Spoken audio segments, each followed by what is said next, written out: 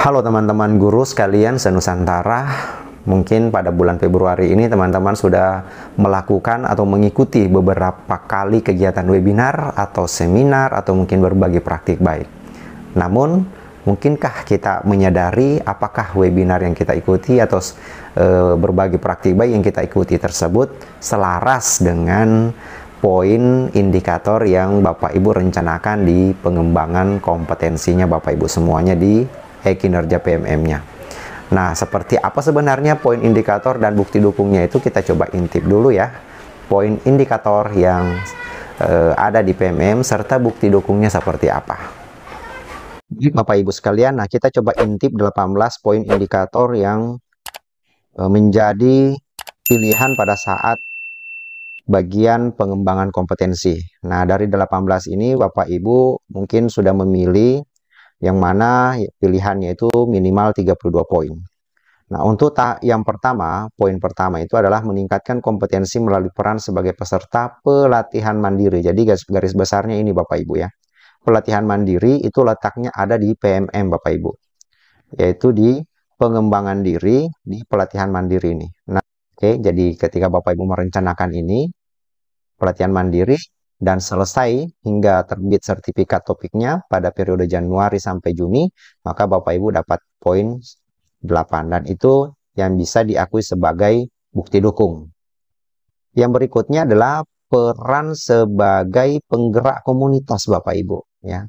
Peran sebagai penggerak komunitas belajar di satuan pendidikan Bapak Ibu atau mungkin di luar, yang jelas komunitas belajar Bapak Ibu laksanakan kemudian melakukan 3 kegiatan minimal, tapi kegiatannya itu harus dalam bentuk berbagi praktik baik ya. Jadi di garis bawah ini 3 kegiatan berbagi praktik baik.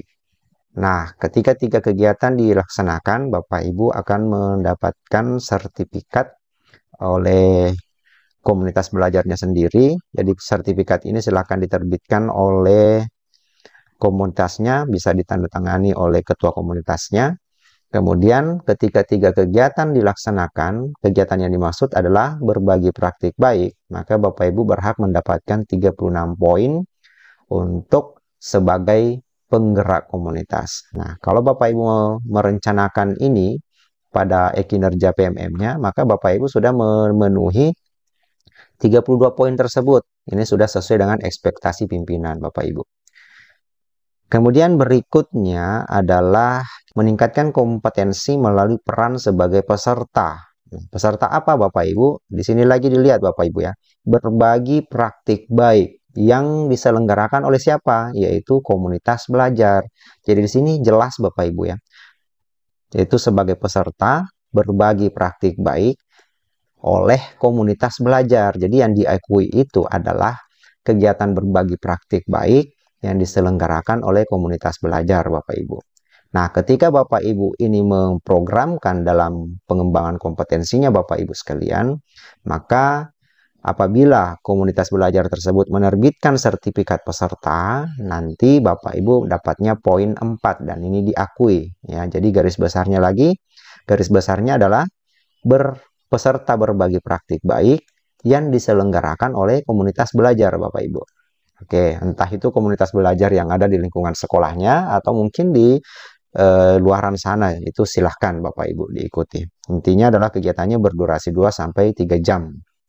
Poin ke-7, peran sebagai peserta pelatihan atau BIMTEK ya, yang memperoleh sertifikat di bidang pendidikan, kebudayaan, riset, dan teknologi.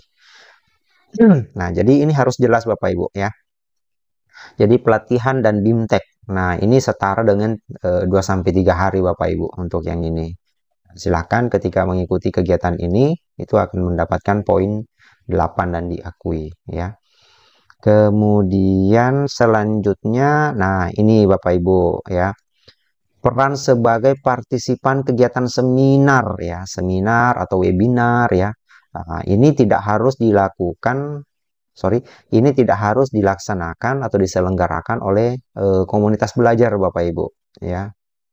Yang jelas ini diselenggarakan yang berkaitan dengan di bidang pendidikan. Ini setara dengan 4 poin Bapak Ibu. ketika ketika misalnya Bapak Ibu mendapatkan sertifikat dan Bapak Ibu memprogramkan kegiatan ini, yaitu seminar atau webinar, Bapak Ibu itu bisa dapat poin 4 ya. Nah, itu saja untuk saat ini yang bisa saya bagikan. Terima kasih. Assalamualaikum warahmatullahi wabarakatuh.